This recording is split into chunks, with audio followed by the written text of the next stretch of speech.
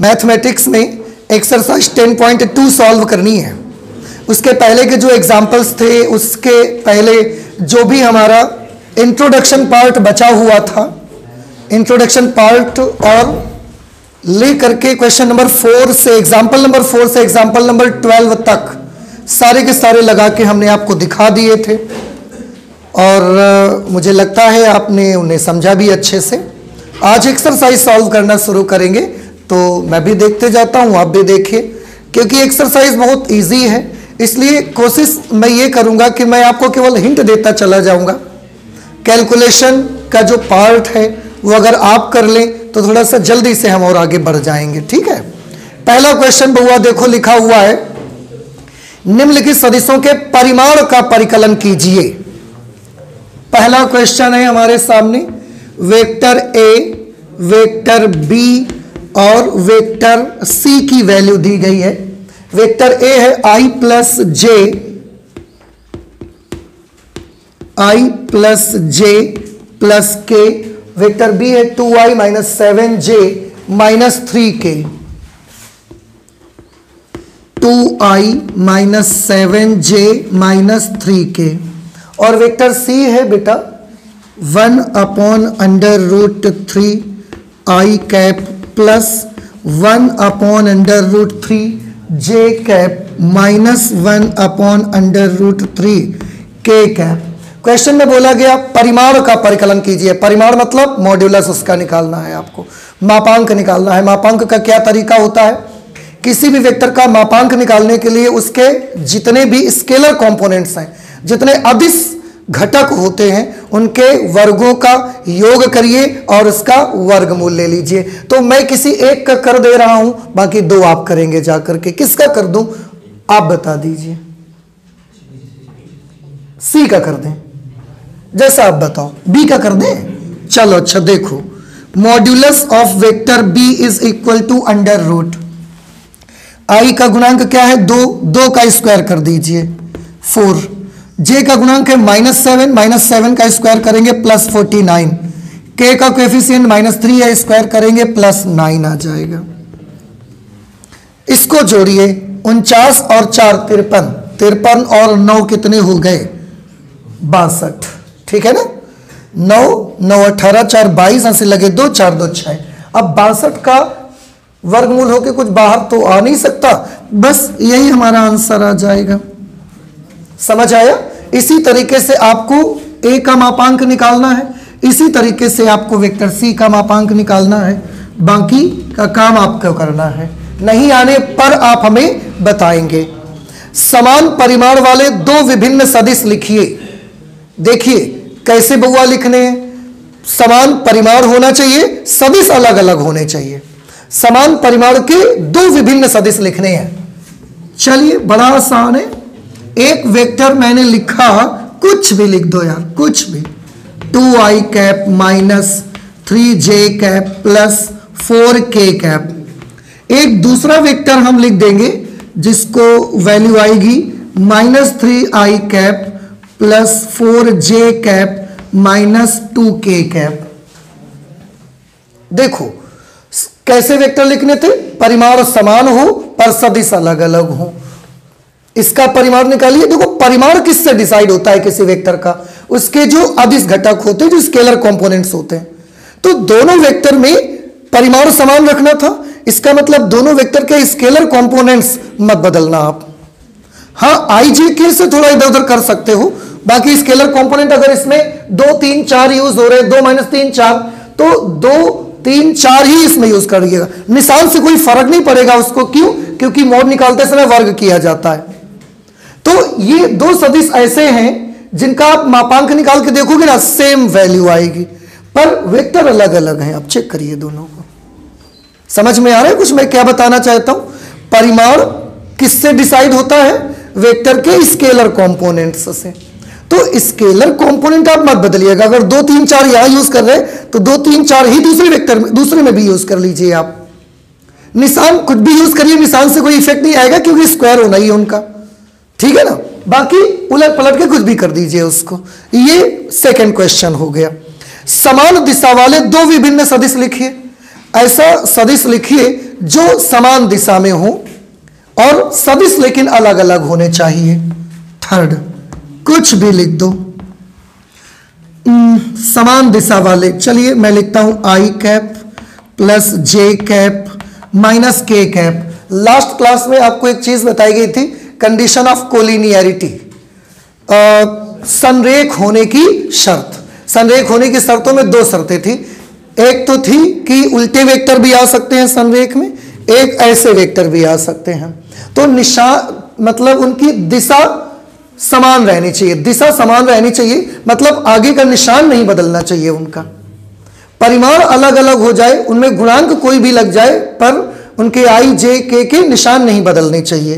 तो आप एक काम कर दो, vector b is equal to इस पूरे में किसी भी नंबर से मल्टीप्लाई करा दो, किसी भी स्केलर नंबर से, बट पॉजिटिव स्केलर नंबर से मल्टीप्लाई करिएगा, क्योंकि अगर नेगेटिव स्केलर नंबर से मल्टीप्लाई करेंगे तो सबके निशान भी बदल देगा वो।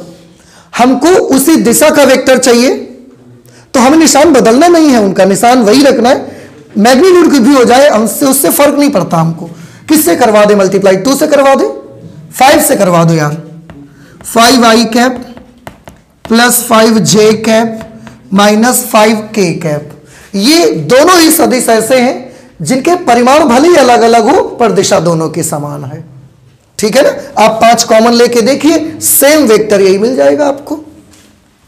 फोर्थ नंबर क्वेश्चन पे आइए। x और y के मान ज्ञात करिए ताकि ये दो सदिश बराबर हों।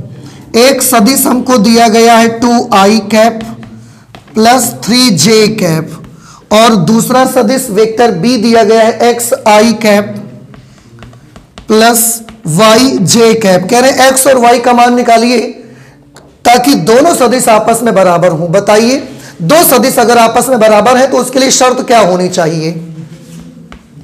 आपको बताई गई है, if a is equal to vector a is equal to vector b, मतलब 2i cap plus 3j cap is equal to xi cap plus yj cap. अब दो वेक्टर अगर एक दूसरे के बराबर होंगे तो ये तभी पॉसिबल है जब दोनों के करस्पॉन्डिंग स्केलर कंपोनेंट्स सेम आ जाएं। i का गुणांक i के गुणांक के बराबर आ जाए, j का गुणांक j के गुणांक के बराबर आ जाए। अगर ऐसा करिएगा तो x क्या मिलेगा? 2, और y कितना मिलेगा? 3। तो x और y दोनों की वैल्यूज निकल करके आ गई। This is question number 4। Now let us move to the question number 5। एक सदिश का प्रारंभिक बिंदु 2,1 है, अंतिम बिंदु -5,7 है। इस सदिश के अदिश एवं सदिश घटक ज्ञात करिए।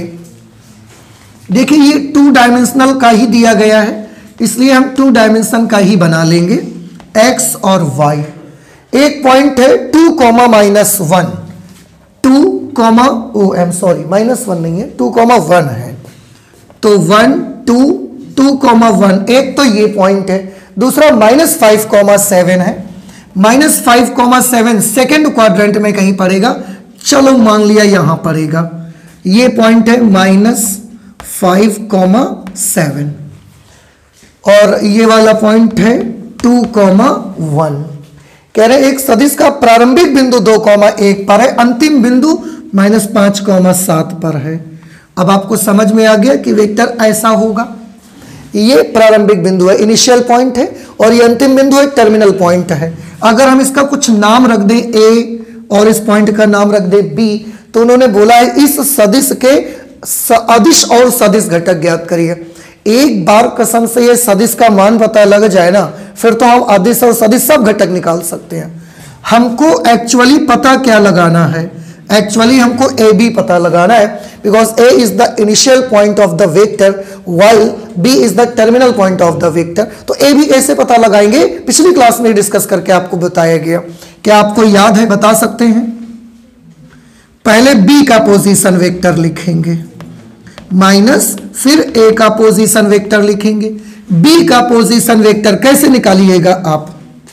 -5i cap plus 7j cap, और उसमें ओ ए माइनस करना है आपको, कर दीजिए माइनस एक साथ। ओ ए का पोजीशन वेक्टर क्या बनेगा? 2i cap plus 1j cap.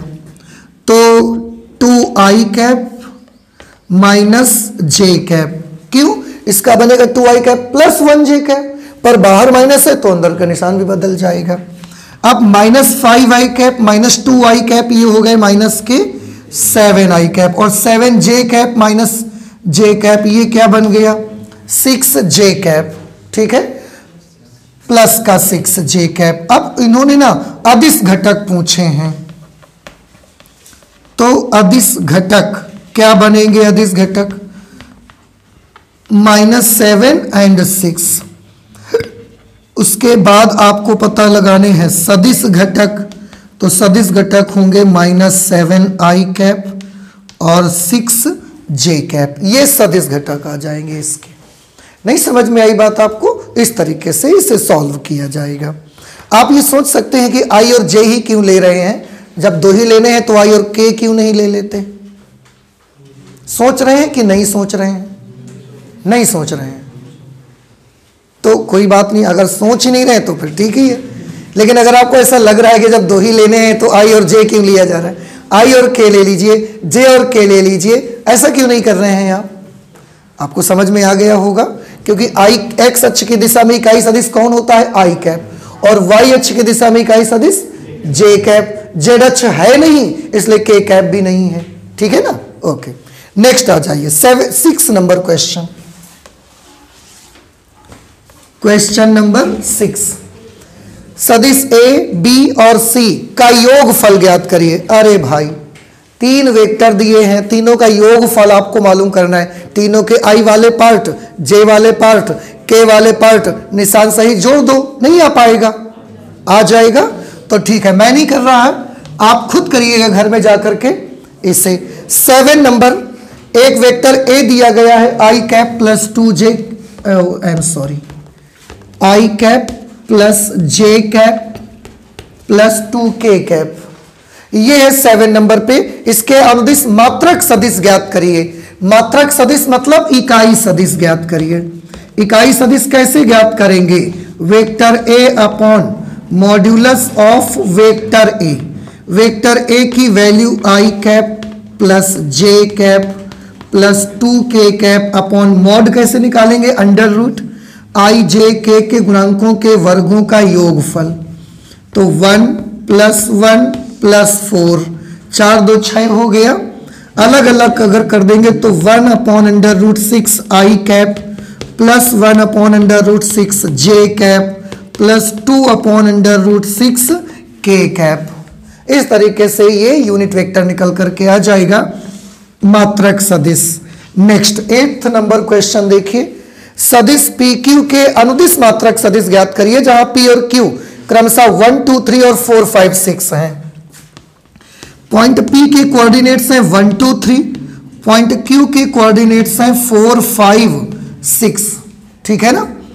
अब हमको PQ के अनुदिश मात्रक सदिश ज्ञात करना है, तो देखो पहले वेक्टर PQ निकालेंगे, फिर जो भी वेक्टर आएगा उसका यूनिट वेक्टर निकाल देंगे। वेक्टर PQ कैसे निकाला जाए प्लीज बताइए मुझे। Q के पोजीशन वेक्टर में P का पोजीशन वेक्टर माइनस कर दें।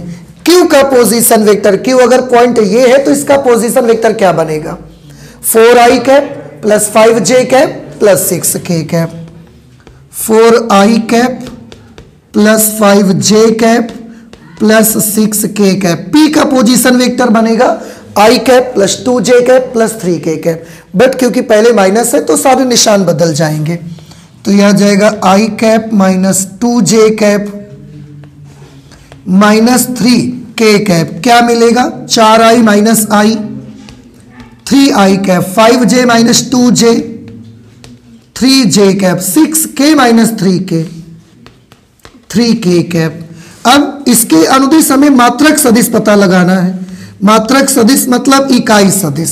PQ मालूम हो गया, इसका अगर इकाई सदिश चाहिए तो आपको क्या करना पड़ेगा, आपको करना पड़ेगा इसका फुल वेक्टर लीजिए और उसमें PQ के मापांक से डिवाइड कर दीजिए।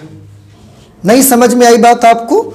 ये हम नहीं करेंगे क्योंकि इसके जस्ट ऊपर एक वेक्टर का हमने इकाई सदिश निकाल के आपको दिखाया है, वैसे ही इसको करेंगे, बस वेक्टर की जगह ये चीज, ये वाला वेक्टर यूज करेंगे PQ। आप नोट कर लीजिए, इसके बाद 9 नंबर और उसके आगे के क्वेश्चन से सॉल्व किए जाएं। क्वेश्चन नंबर 9 में है दिए हुए सदिशों vector a is equal to 2i cap minus J cap plus 2k cap और vector b minus I cap plus J cap minus k cap के लिए सदिश vector a plus vector b के अनुदिश मात्रक सदिश ज्ञात करिए। Vector a plus vector b के अनुदिश मात्रक सदिश ज्ञात करने के लिए बोला जा रहा है। इसका मतलब पहले आप vector a plus vector b निकालिए, फिर उसकी जो वैल्यू आएगी उसका इकाई सदिश तक जाना पड़ेगा। तो पहले आप vector a plus vector b निकालिए, दोनों को ऐड कर दीजिए, तो ये क्या बनेगा i कैप, ये j तो खत्म हो जाएगा क्योंकि माइनस प्लस 0 हो जाएगा, 2k माइनस k ये क्या आ जाएगा k कैप। अब इसका मात्रक सदिश निकालना है। आप एक काम करिए, इसको वेक्टर c मान लीजिए और इसका मात्रक सदिश निकालना है। वेक्टर c का मात्रक सदिश, मात्रक सदिश मतलब इकाई सदिश, मात्रक सदिश को c कैप से लिखेंगे, vector c upon modulus of vector c। Calculation मैं नहीं कर रहा, आप खुद करिएगा। क्यों? क्योंकि इसका कैलकुलेशन आप कर सकते हो। जो काम आप कर सकते हो वो प्लीज आप करते रहिए ताकि हमारे काम आसान हो जाएं। 10 नंबर क्वेश्चन पे आइए। लिखा हुआ है सदिश 5i cap minus J cap plus 2k cap. Let this vector is a 5i cap minus J cap 5i cap minus J cap plus 2k cap के अनुदिश एक ऐसा सदिश ज्ञात कीजिए जिसका परिमाण 8 इकाई है। कल एक एग्जाम्पल में इस तरीके का क्वेश्चन आया था। आपको इसके अनुदिश एक ऐसा सदिश पता लगाना है जिसका परिमाण 8 इकाई हो। समझ रहे हैं? तो वेक्टर a के अनुदिश वेक्टर a के अनुदिश एक ऐसा सदिश, वेक्टर a के अनुदिश एक ऐसा सदिश, वेक्टर a के अनुदिश एक ऐसा सदिश जिसका परिमाण 8 मात्रक हो। अगर बाई चांस मैं उसे b मान लूं तो मैं कैसे निकालूंगा? आप याद करिए, जब यूनिट वेक्टर आपको बताया गया, एक चीज बताई गई थी, कोई भी अगर फुल वेक्टर आपको चाहिए तो आप कैसे निकालोगे उस फुल वेक्टर को? उसके परिमाण में उसी दिशा के इकाई सदिश से गुणा करना है। ये याद आया तरीका? तो अगर आपको a के अनुदिश एक ऐसा सदिश चाहिए जिसका परिमाण 8 मात्रक हो, तो उसका फुल वेक्टर कैसे निकाला जाए? उसके परिमाण लिखो, परिमाण के साथ उसी दिशा का क्या लिखिए? इकाई सदिश। तो परिमाण कितना है? 8। अब उसी दिशा का इकाई सदिश लिखिए। a के अनुदिश है ना, तो a के अनुदिश इकाई सदिश लिखिए। क्या आएगा? a cap 8। और a कैप कैसे निकाला जाएगा? Vector a upon mod of vector a। Vector a आप जानते हो, वेक्टर a की जगह उसकी वैल्यू लिखिए यहां पर और उसका मॉड निकाल के यहां लिखिए, सॉल्यूशन कर लीजिए, आपका आंसर आ जाएगा। क्या लगता है आपको? आप कर लेंगे या हम करके दिखाएं इसको? कर लेंगे। Very good. नेक्स्ट आ जाइए 11 नंबर क्वेश्चन पे। 11 नंबर क्वेश्चन पे भी हमें 2 वेक्टर दिए गए हैं, उनमें से एक वेक्टर को हम वेक्टर a और दूसरे को वेक्टर b मान लेंगे। तो वेक्टर a की वैल्यू आएगी 2i cap minus 3j cap plus 4k cap और वेक्टर b की वैल्यू है minus 4i cap plus 6j cap minus 8k cap. अब इन्होंने बोला ये कि दर्शाइए कि ये दोनों सदिश संरेख हैं। क्या आपको याद है कंडीशन ऑफ कोलिनियरिटी, संरेख होने की शर्त क्या होती थी? एक वेक्टर दूसरे वेक्टर का प्लस माइनस लैम्डा गुना हो सकता है। ठीक है, लैम्डा कोई भी कांस्टेंट नंबर हो सकता है। हम एक काम करते हैं, इसी को सॉल्व करेंगे। वेक्टर b -2 कॉमन ले लेंगे हम इसमें से। अगर -2 कॉमन लेंगे तो अंदर क्या रह जाएगा? 2i cap minus 3j cap plus 4k cap. तो बउआ हो, अब ध्यान से देखो बेटा, इसको देख के कुछ याद नहीं आ रहा है आपको? यही तो है भैया वेक्टर ए, तो इसको हमने क्या लिख दिया? Vector A. अब थोड़ा सा भी अगर ध्यान होगा तो पिछली क्लास में आपको बताया गया था कि अगर कभी भी vector B is equal to plus या minus lambda vector A type का कोई भी एक्सप्रेशन आपको मिल जाए तो समझ जाइएगा कि वेक्टर ए और वेक्टर बी और वेक्टर ए परस्पर कैसे हैं? संरेख हैं। वैसे ही तो मिल रहा है। आप ये सोच सकते हैं कि प्लस माइनस तो नहीं मिल रहा है, केवल माइनस मिल रहा है। तो मैंने कल भी बताया कि दोनों एक साथ नहीं मिलेंगे भाई, एक बार में एक ही तो मिलेगा। इसलिए दोनों निशान का एक साथ मिलना जरूरी नहीं है, या तो पॉजिटिव साइन रहेगा या नेगेटिव साइन रहेगा। दोनों ही कंडीशन पे वेक्टर ए और वेक्टर बी संरेख माने जाएंगे, कोलिनियर माने जाएंगे। देयरफॉर इट इज क्लियर, क्या लिखा जाए? स्पष्ट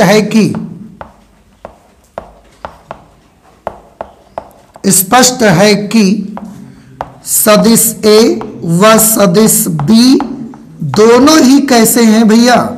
संरेख हैं, कोलिनियर हैं। बेटा समझ आ रहा नहीं आ रहा है आपको? आ रहा है। 12 नंबर क्वेश्चन, सदिश I cap plus 2j cap plus 3k cap की दिक कोसाइन ज्ञात करिए। Suppose this vector is a I cap plus 2j cap plus 3k cap, इसकी दिक कोसाइन निकालनी है। बताइए कैसे निकाली जाए दिक कोसाइन? किसी भी वेक्टर की दिक कोसाइन निकालने के लिए हमें उस वेक्टर का क्या करना चाहिए? इकाई सदिश पहले निकालना चाहिए। तो हम इसका इकाई सदिश निकालेंगे।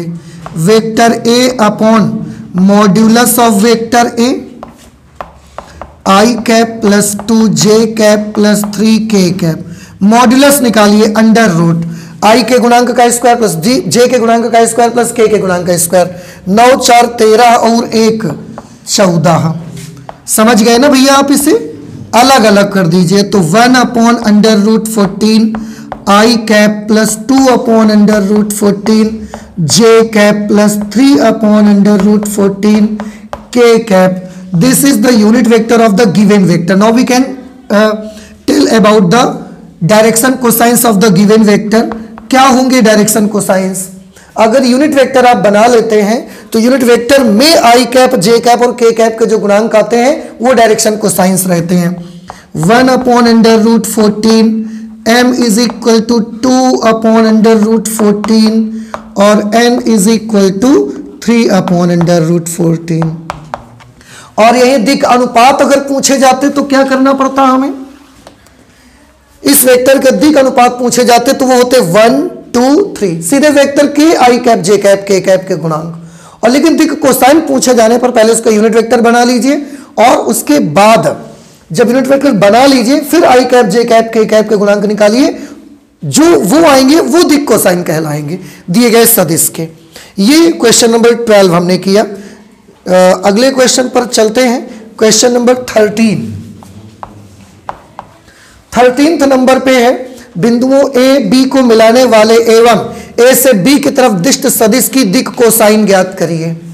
बिंदु ए के कोऑर्डिनेट्स है 1, 2, -3, 1, 2, -3 और पॉइंट बी के कोऑर्डिनेट्स हैं आपके -1, -2, -1, -2, 1। अब एक पॉइंट ए है, एक पॉइंट बी है, इन दोनों को मिलाने वाले एवं ए से बी की तरफ दिष्ट, ए से बी की तरफ डायरेक्टेड है, ए से बी की ओर ये डायरेक्टेड लाइन बना दी हमने। इस सदिश के दिक कोसाइन निकालो, तो पहले इसका वेक्टर निकाल लो और फिर जब वेक्टर मिल जाएगा तो दिक कोसाइन निकालना फिर आपको आ जाएगा। तो पहले ए बी वेक्टर निकाल लो भैया। वेक्टर ए बी कैसे निकालोगे? Position vector of point B minus position vector of point A. You know the coordinates, so can you tell me what is the position vector of point B? Position vector of point B minus I cap minus 2j cap plus k cap minus position vector of A. Position vector of A होगा I cap minus 2j cap plus 3k cap। आप सोचेंगे ये तो दोनों plus और ये minus है, वो सही है पर उसके आगे तो माइनस करना था ना हमको, तो उसने निशान बदल दिया सभी का। इस तरह से वेक्टर ए बी की वैल्यू बेटा कितनी आ गई? देखो -2i cap -4j cap plus 4 के कैप। अब आपको वेक्टर मालूम है, इसकी दिक कोसाइन निकालनी है, तो जैसे ये वेक्टर मालूम था उसकी दिक कोसाइन आपने निकाली है, वैसे वो वेक्टर मालूम है उसकी भी दिक कोसाइन आप निकालिए। अब इसको भी मैं नहीं कर रहा, आपको सॉल्व करना है। इसको कर लेंगे कि नहीं कर लेंगे आप इसे, तो हम छोड़ दें। Okay, next question number 14। तो ये आंसर नहीं आया है, अभी इसके आगे ना आपको करना है। बताइए क्या करेंगे आप। सबसे पहले वेक्टर ए बी का क्या करना है आपको? हाँ जी, इकाई सदिश उसका निकालना है, और जब इकाई सदिश निकल जाएगा फिर उसमें आई कैप जे कैप और के कैप के जो गुणांक आएंगे उनको बताएंगे एल एम एन के रूप में, क्योंकि वही दिए गए ये वेक्टर ए बी के दिक कोसाइन रहेंगे। ओके, आप समझ गए हैं। 14 नंबर क्वेश्चन पे है, दर्शाइए कि सदिश I cap plus J cap plus K cap अक्षों O X O Y O Z के साथ बराबर झुका हुआ है, मतलब ये बराबर एंगल बनाता है, ये आपको शो करना है। एक वेक्टर हमको दिया गया है, उसको हम ए मान लेते हैं, आई cap plus J cap plus K cap.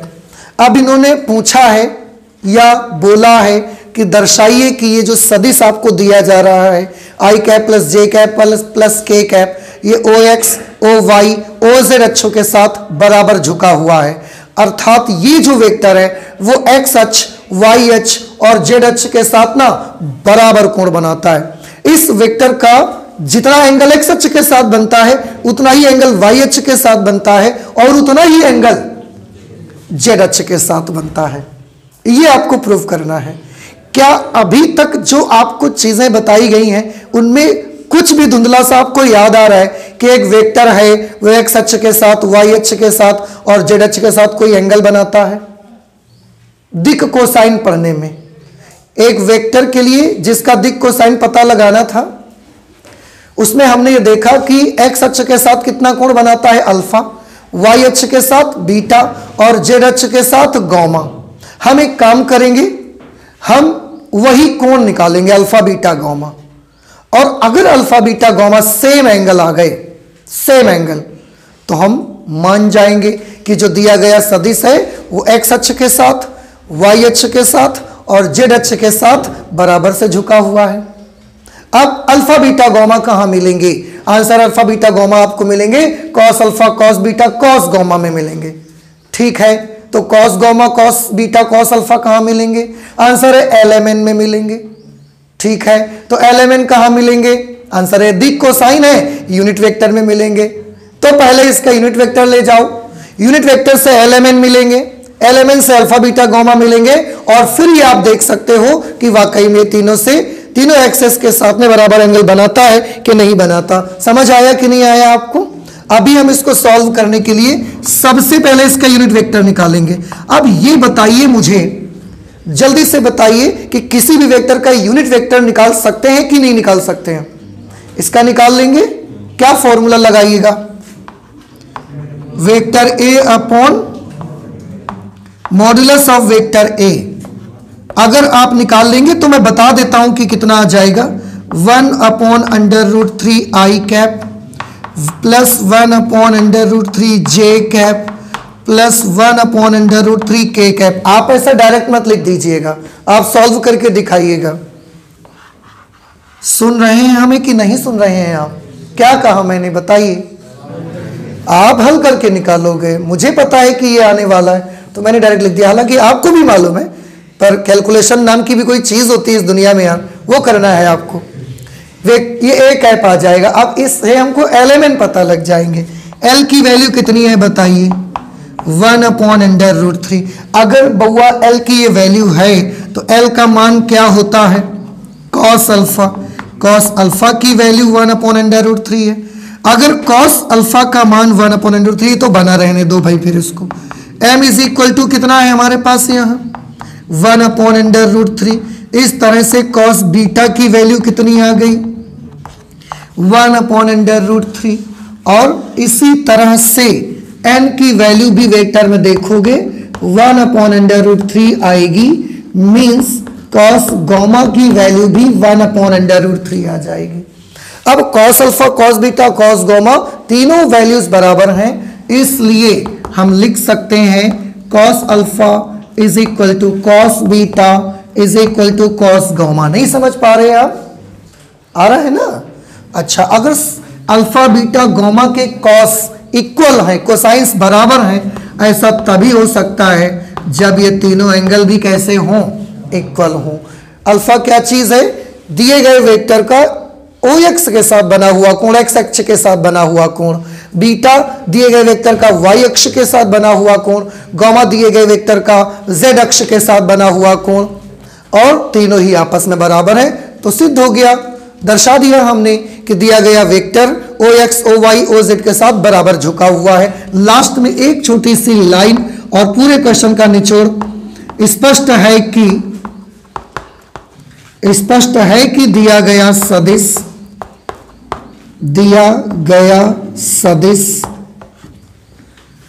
ओ एक्स ओ वाई तथा ओ जेड अक्षों के साथ बराबर झुका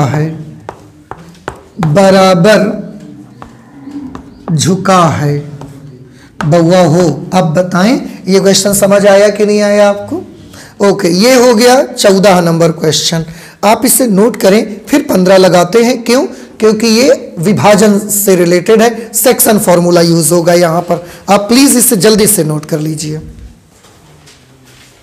15 नंबर पे है, बिंदुओं P और Q को मिलाने वाली रेखा को 2:1 के अनुपात में अंतः और फिर बाह्य विभाजित करने वाले बिंदु R का स्थिति सदिश ज्ञात करिए। ठीक है, तो हम पहले अंतः का निकाल के दिखाते हैं आपको। देख लीजिए, ऐसा हम एक छोटा सा फिगर बना लेते हैं। आपको जब भी जरूरत पड़े आप फिगर जरूर बनाइए, because figures speak better than the words. तो जब आप चित्र बना लेते हैं चीजें ज्यादा क्लियर रहती हैं आपको। बिंदुओं P और Q को मिलाने वाली रेखा, तो एक बिंदु P है, एक Q है, मान लेते हैं कहीं पर भी। यहां पर ये पॉइंट P है और यहां पर ये एक पॉइंट है Q। पॉइंट P का जो पोजीशन वेक्टर है डायरेक्टली उन्होंने वो दिया है हमको, i cap plus 2j cap, i cap plus 2j cap minus k cap, और Q का पोजीशन वेक्टर है minus i cap plus j cap plus k, minus i cap plus j cap plus k cap. इन दोनों बिंदुओं को मिलाने वाली रेखा को 2:1 के अनुपात में एक पॉइंट है इन दोनों बिंदुओं को मिलाने रेखा के बीच में कहीं, जो इस पूरी लाइन को 2:1 के अनुपात में विभाजित करता है। ये पॉइंट P का पोजीशन वेक्टर है, ये पॉइंट Q का पोजीशन वेक्टर है, OP है, ये OQ है। ये उनकी वैल्यूज दी गई हैं। आपको इस पॉइंट R का पोजीशन वेक्टर मालूम करना है, जो पॉइंट R बिंदु P और Q को मिलाने वाली रेखाखंड को 2:1 के अनुपात में आंतरिकता विभाजित करता है। ऐसी सिचुएशन पे 2m का काम करेगा और 1n का काम करेगा। और अंतः और बाह्य विभाजन कल मैंने पूरा डिटेल इसका बताया आपको है, तो ये चित्र भी अब आपको समझ में आ गया होगा। अंतः विभाजन, ऐसी सिचुएशन पर बिंदु R का स्थिति सदिश के लिए क्या सूत्र लगेगा बताएं? पढ़ा है ना आपने? तो बताओ। 2 into OQ plus 1 into OP, 2 into OQ plus 1 into OP upon 2 plus 1। ठीक है,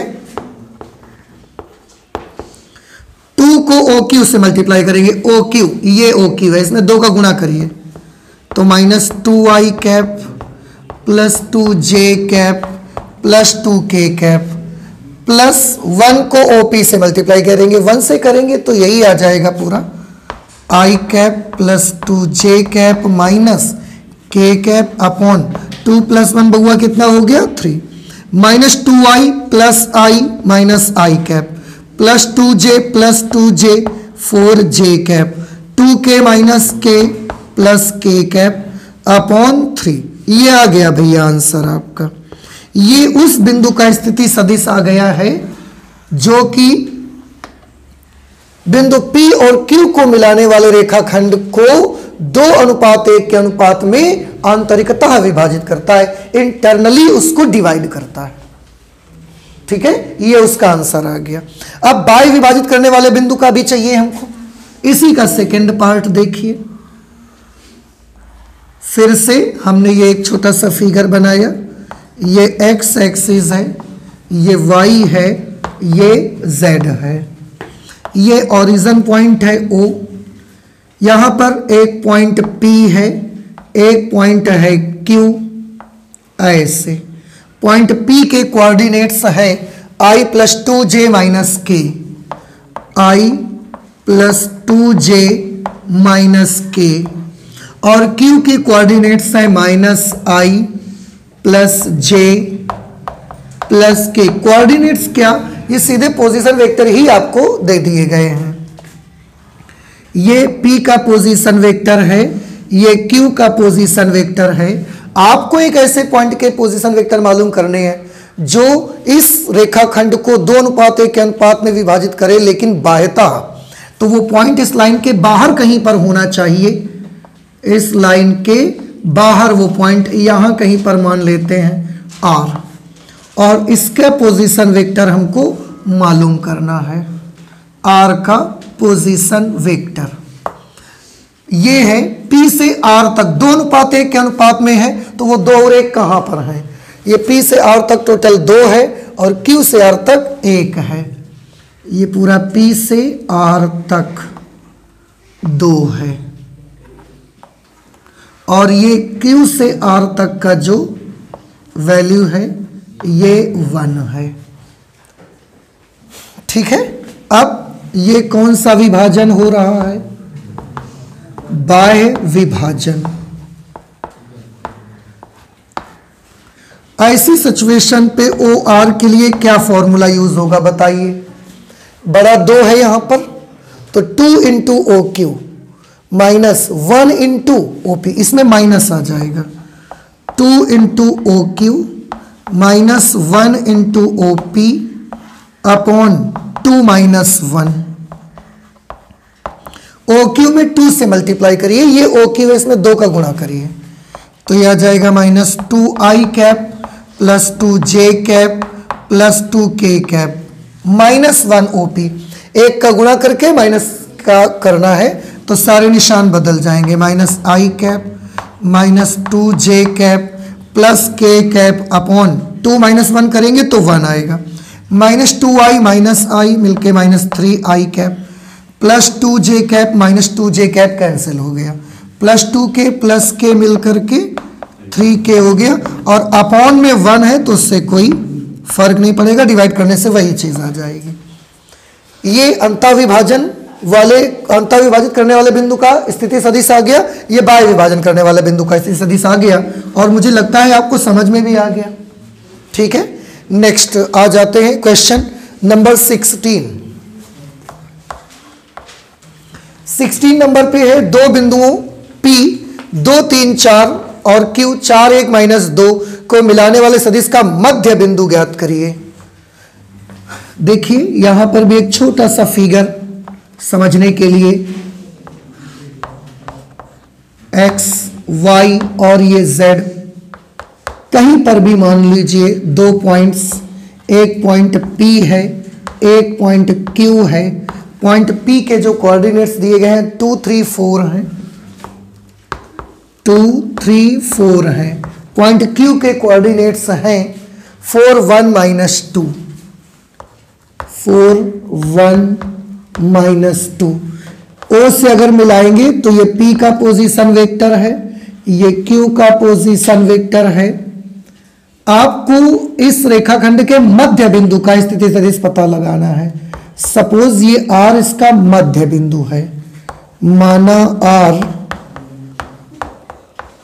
PQ का मध्य बिंदु है, मध्य बिंदु है।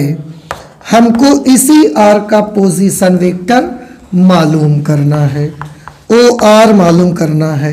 अगर ये मिड पॉइंट होगा तो ये कल भी आपको बताया गया था कि नहीं, दो बिंदुओं को मिलाने वाले रेखाखंड के मध्य बिंदु का स्थिति सदिश कैसे निकालते हैं।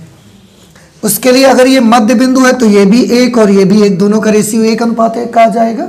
और ऐसी सिचुएशन पर OP plus vector OQ, vector OP plus vector OQ by 2 हो जाएगा। वेक्टर OP P का स्थिति सदिश, P का पॉइंट मालूम है, स्थिति सदिश आप बना सकते हो। क्या आ जाएगा 2i cap plus 3j cap plus 4k cap upon O plus OQ भी तो लेना पड़ेगा। OQ ये है 4i cap plus j cap minus 2k cap. अब सॉल्व करिए, 2i प्लस 4i मिलकर के 6i cap, 3j cap plus j cap मिलकर के 4j cap, 4k cap minus 2k cap 2k cap upon 2। आप चाहें तो सभी में 2 से डिवाइड हो सकता है, तो ये बन जाएगा 3i cap plus 2j cap plus k cap. ये वैल्यू किसकी आ गई, वेक्टर OR की वैल्यू आ गई।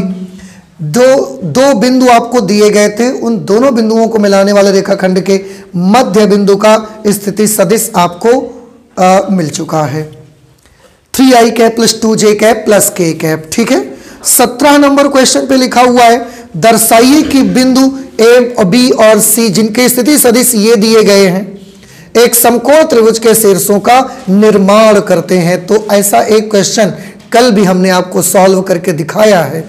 मैं आपको हिंट दिए दे रहा हूं, आप बाकी का काम आपका है। जो कल के दिन एग्जाम्पल में भी एक ऐसा क्वेश्चन था, उसको हमने आपको सॉल्व करके दिखाया था, उसी तरह से आप इसको भी सॉल्व कर लेंगे। 3 बिंदु दिए गए हैं A, B और C। ये क्वेश्चन नंबर 17, 3 पॉइंट हैं, ये है A, ये B और ये C है। इन्होंने लिखा कि दर्शाइए कि बिंदु A, B और C जिनके स्थिति सदिश क्रमशः, मतलब A का स्थिति सदिश, B का स्थिति सदिश और C का स्थिति सदिश ये दिया गया है। A के स्थिति सदिश को क्या लिखोगे आप, OA, और उसकी वैल्यू वेक्टर A की फॉर्म में दी गई है, जो कि है 3i cap minus 4j cap,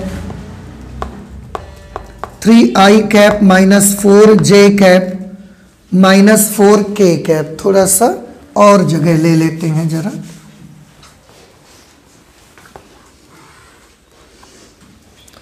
A का स्थिति सदिश OA जो वेक्टर A की फॉर्म में है, 3i cap minus 4j cap, 3i cap minus 4j cap minus 4k cap. ठीक, इसके बाद B का स्थिति सदिश होगा OB वेक्टर। OB वेक्टर क्या होगा, 2i cap minus j cap plus k cap, 2i cap minus j cap plus k cap, और यही वेक्टर B है।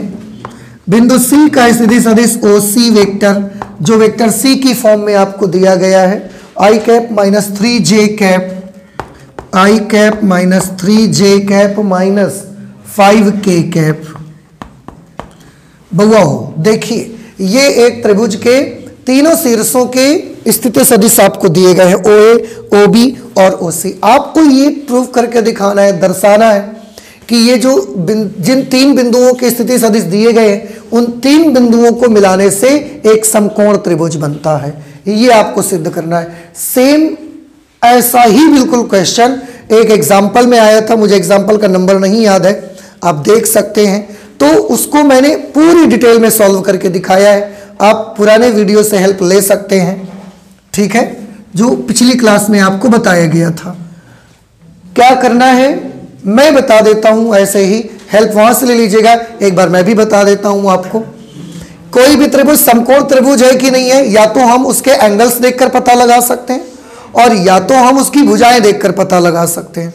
अब एंगल निकालना तो अभी हमको नहीं सिखाया गया वेक्टर में, पर भुजाएं निकालना तो हम जान जाते हैं कैसे। उसके लिए पहले हम वेक्टर AB निकालेंगे। वेक्टर AB कैसे निकालेंगे, आप B का पोजीशन वेक्टर में A के पोजीशन वेक्टर को क्या कर दीजिएगा, माइनस। जब वेक्टर AB निकल आए तो फिर आप वेक्टर AB का मापांक निकालिएगा। भाई ये तो भुजा ए बी का सदिश आएगा यहां से, फिर आप क्या करिएगा, modulus of vector A B, इससे ए बी भुजा की लंबाई मिल जाएगी, लंबाई। ऐसे ही वेक्टर बी सी निकालिएगा, फिर उसका मापांक निकालिएगा, ऐसे ही वेक्टर सी ए निकालिएगा, फिर उसका मापांक निकालिएगा। इस तरीके से तीनों भुजाओं की आपको क्या मिल जाएगी, लंबाई। अगर तीनों भुजाओं की लंबाई मिल जाएगी, फिर समकोण त्रिभुज की शर्त क्या है, सबसे बड़ी भुजा का वर्ग शेष दो भुजाओं के वर्गों के योग के बराबर आना चाहिए। तो जो तीनों भुजाएं आएंगी उनमें से एक भुजा सबसे बड़ी होगी, तो उस भुजा का वर्ग करिएगा, बाकी दो भुजाओं के वर्गों का योग करिएगा। अगर सबसे बड़ी भुजा का वर्ग शेष दो भुजाओं के वर्गों के योग के बराबर आ जाता है तो सिद्ध हो जाएगा कि दिया गया जो बिंदु हैं तीनों वो एक समकोण त्रिभुज को प्रदर्शित, समकोण त्रिभुज के शीर्ष बिंदुओं को प्रदर्शित करते हैं। बाकी कोई भी कमी या न समझ में आने पर आप पिछली क्लास में एक क्वेश्चन सॉल्व किया गया था, वहां से आप देख सकते हैं। ठीक है, इसको आप नोट कर लीजिए। इसके बाद दो क्वेश्चन इसमें और बचे हुए हैं, 18 और 19, उनको भी सॉल्व कर लेते हैं हम। ठीक है, नोट करिए जल्दी से। क्वेश्चन नंबर 18 में है, त्रिभुज एबीसी के लिए निम्न में से कौन सा कथन सत्य नहीं है। त्रिभुज ABC,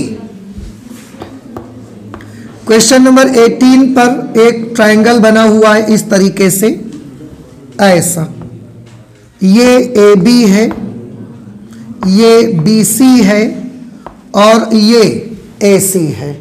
A B B C ए सी के लिए कौन सा कथन सही नहीं है, देखिए उन्होंने बोला है। पहला कथन क्या लिखा हुआ है, पहले एक चीज आप देख लीजिए, अगर इसमें वेक्टर सम का लॉ लगाएंगे तो क्या लॉ लगेगा, A B plus B C is equal to A C. ठीक है, ये आना चाहिए। इसको अगर आप इधर ले आओगे तो ये क्या बन जाएगा, vector A B plus vector B C minus vector A C बराबर 0। एक और चीज बना के हम दिखा देते हैं आपको, फिर से इसी को देखिए, vector A B plus vector B C, क्या हम इसको ऐसे लिख सकते हैं, minus vector C A.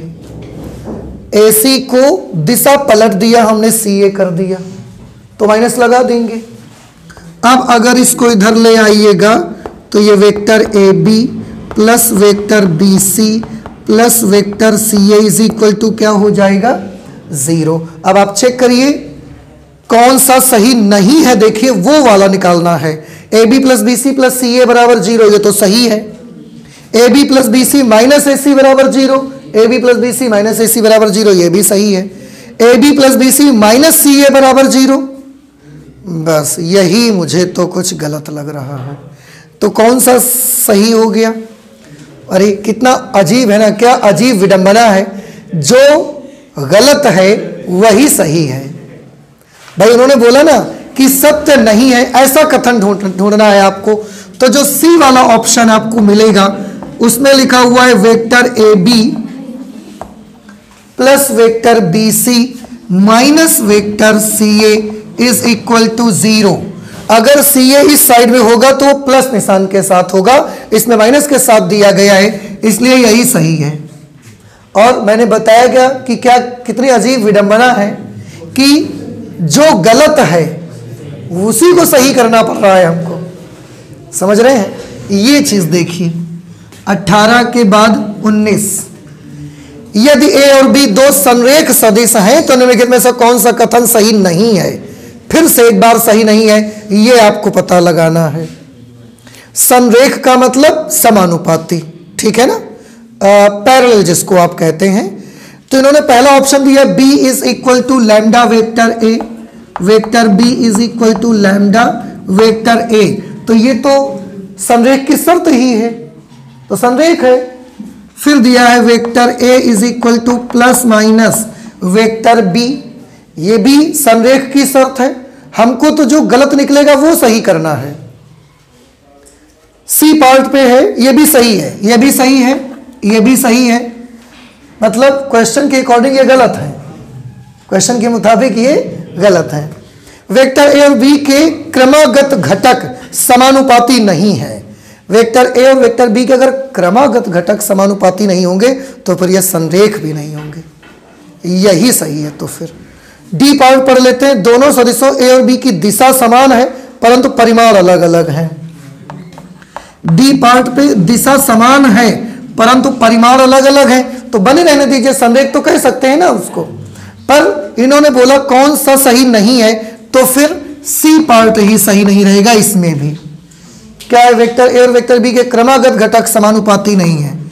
Vector A व वेक्टर बी के क्रमागत घटक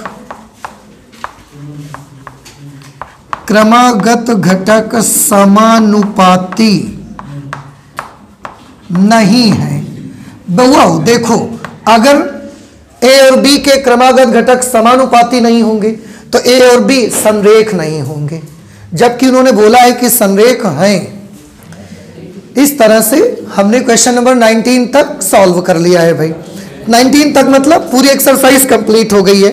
नेक्स्ट क्लास में हम लोग एक्सरसाइज 10.3 का इंट्रोडक्शन करेंगे, दो सदिशों का गुणनफल, प्रोडक्ट ऑफ टू वेक्टर्स, जिसमें स्केलर प्रोडक्ट भी आपको पढ़ने को मिलेगा, वेक्टर प्रोडक्ट भी आपको पढ़ने को मिलेगा और उसके एप्लीकेशंस भी मिलेंगे। तो मैथमेटिक्स में आज हम इतना ही रखते हैं, चलते हैं, मिलते हैं अगली क्लास में। Okay, thank you.